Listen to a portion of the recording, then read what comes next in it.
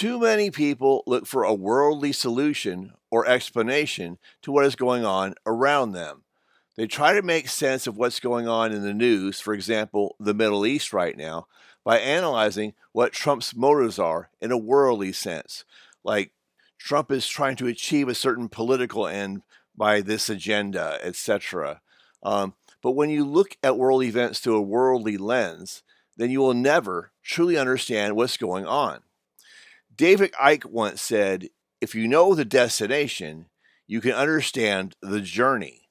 If you know what they want the world to look like, you can see why events are happening the way they are. So basically, once you know what the goals are of the elites, the people who really run this world, then you can connect the dots to whatever is happening now to actually understand what is really going on, like the undertow. So the same could be said for interpreting world events through the Word of God. For example, in Matthew 24, 6 through 7, we get, and ye shall hear of wars and rumors of wars. See that ye be not troubled, for all these things must come to pass. But in the end is not. For nation shall rise against nation, and kingdom against kingdom, etc. So basically, all this stuff is part of the plan. It has to happen. So once you know that, there's a certain reassurance in that. But that comes from a spiritual perspective, not from worrying about the news.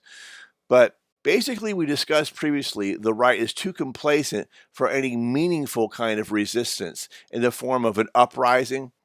Now, don't get me wrong. They will boast and beat their chest till the cows come home. But the vast majority of the right are all talk and no action, right?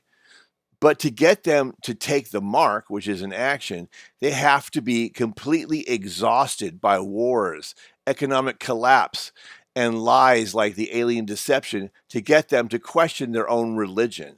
So they have nothing left to prevent them from taking the mark. So this is all part of the final act. But if you truly have faith in Jesus, rather than the politics or the Marines or something like that, that's worldly, then you will have nothing to worry about. But again, the solution comes from faith, not from force. All right, there you go. Hope you guys like that. God bless you all in Jesus' name.